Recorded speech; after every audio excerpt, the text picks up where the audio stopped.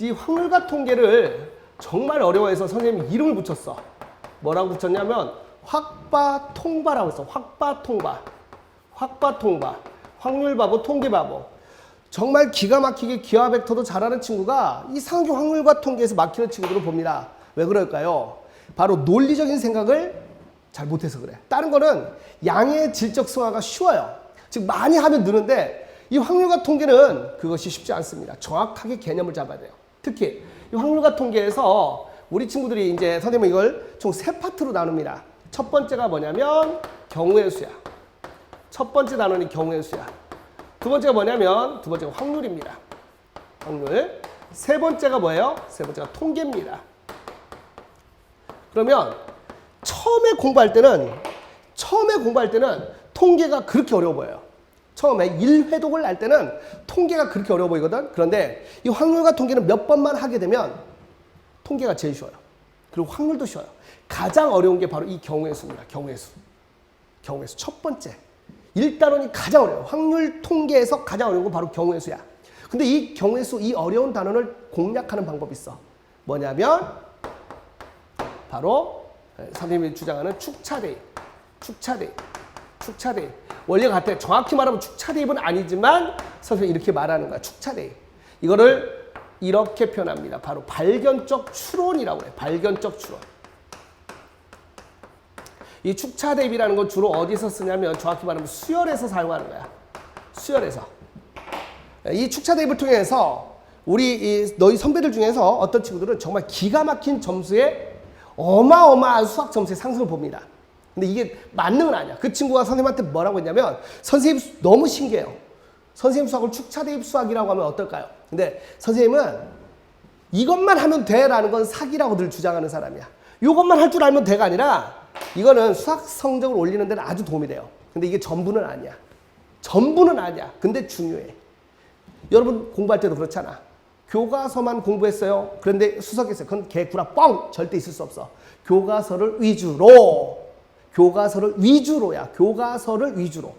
그래서 이 축차 대입이라는 기술, 엄밀히 말하면 수열에서 쓰는 기술인데 얘를 확장시키면 이게 발견적 추론이 돼. 그래서 이 경우의 수에서는 이걸 뭐라고 하냐면 사전식 배열이라고 할 거야. 사전식 배열. 사전식 배열. 사전식 배열. 사전식 배열. 또 수형도라고 합니다. 수형도라는 건 뭐냐면 가지 그림을 의미해요. 가지 그림. 이 능력을 익히면 수학 성적은 바로 오르거든요. 근데 학생들은 그래요. 인간이 그래요. 인간이. 덜 노력하고 싶어. 편하고 싶어. 그 끝은 망하는 거야.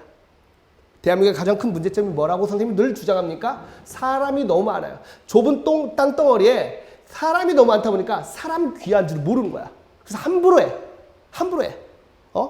알바생한테 함부로 하고 지나가는 사람한테 함부로 하고 이게 문제란 말이야. 그런데 선생님과 공부하는 여러분만큼은 이 본질을 찾아서 정말 이것이 끝이 아니잖아. 우리는 한 100년 뒤쯤 선생님 같은 경우는 더 빠르겠지만 저 밤하늘에 먼지가 되어서 그냥 사라지게 된단 말이야. 이런 것들을 수학을 통해서 배운다면 지금 이 순간이 얼마나 소중하고 내가 얼마나 열심히 해야 되는지를 깨닫게 될 거란 말이야. 그것이 제가 여러분에게 하고 싶은 얘기예요. 그래서 다시 한번 제발 얘기하지 마세요.